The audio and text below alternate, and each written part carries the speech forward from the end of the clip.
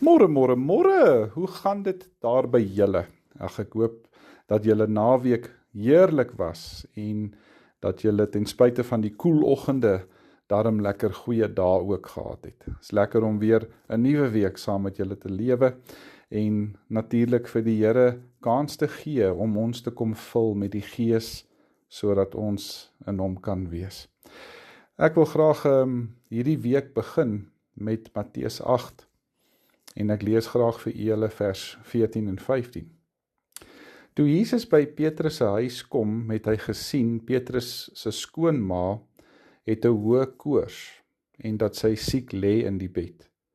En hy het haar hand aangeraak en hierdie koors het haar verlaat. En sy het toe opgestaan en sy het hom bedien. Nou, dis nie soos die ander wonderwerke wat Jesus doen in die evangelies nie. Hy praat nie een keer met Petrus se skoonma nie. Hy sê nie vir haar dat haar sondes vergewe is nie. Hy sê nie vir haar dat haar geloof haar gered het nie. Dit is 'n baie ander soort van genesing hierdie. En ek dink dit het alles te doen met die aanraking van die Here. Julle weet, ons leef in 'n stikkende wêreld waar mense so baie keer in hulle lewens vasgekeer raak en vervalle word en hulle weet nie hoe om hulle self daar uit te draai nie. En eintlik al wat 'n mens nodig het, is om net weer deur die Here aangeraak te word. En julle weet, Petrus se skoonma was siek, sy was op sterwe, maar sy was dit net tot Jesus in haar lewe ingekom het, totdat hy haar hand aangeraak het en totdat sy gesond geword het.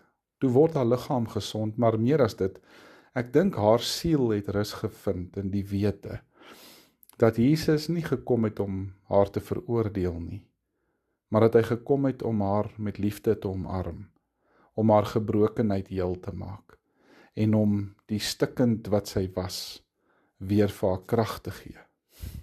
En weet julle, vandag nog reik Jesus ook na jou toe uit. Hy reik na jou hand toe ook uit.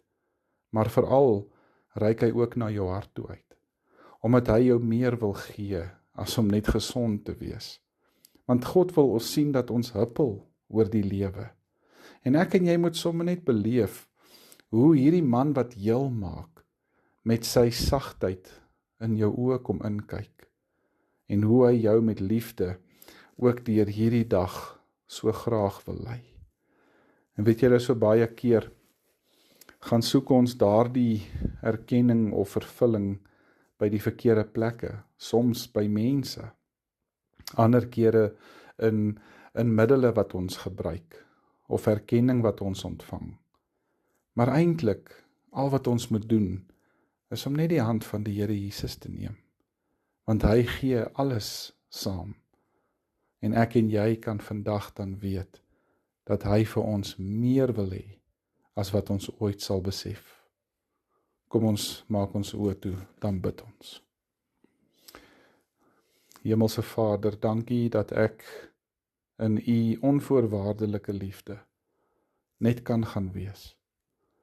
En help my om vandag daarin te leef. Ek vra dit in u naam alleen. Amen. Baie dankie julle almal. Ek hoop dat julle 'n wonderlike dag sal hê. Ons praat môre weer. Totsiens.